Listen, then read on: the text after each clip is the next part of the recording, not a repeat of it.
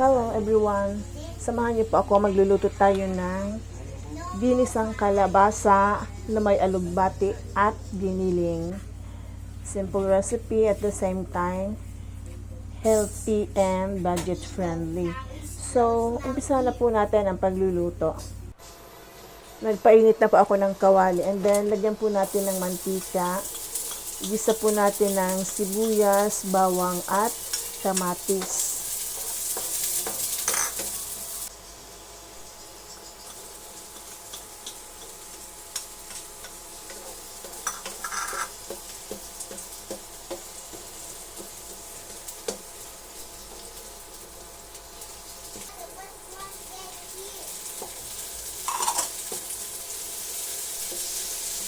Lulutuin po natin ng maigi ang kamatis para po hindi madaling mapanis ang ating gulay.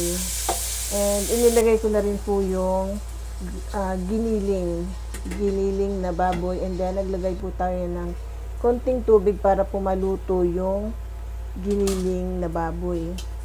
Tinakpan po natin and then ngayon po luto na po yung giniling na baboy. Ilagay naman po natin yung kalabasa.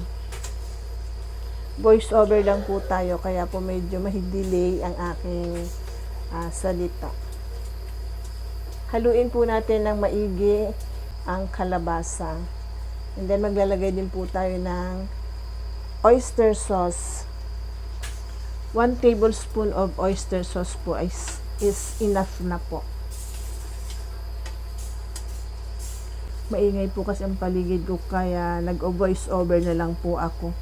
Naglagay po tayo ng konting tubig para po maluto din yung ating kalabasa. So ngayon po, luto na po itong ating kalabasa. Titimplahan na lang po natin. Maglalagay po tayo ng salt and pepper to taste.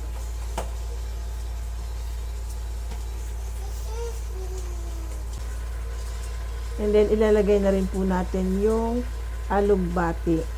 Dahil luto na po yung kalabasa, ilagay naman po natin yung alugbati. Madali lang po maluto itong alugbati, kaya po pinahuli ko na.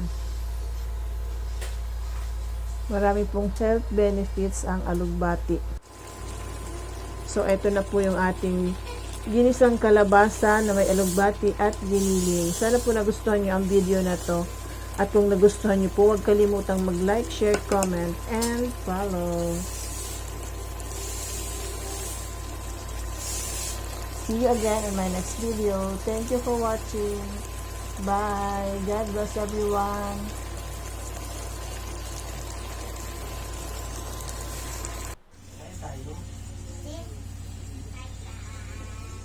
No. Now it's close now here.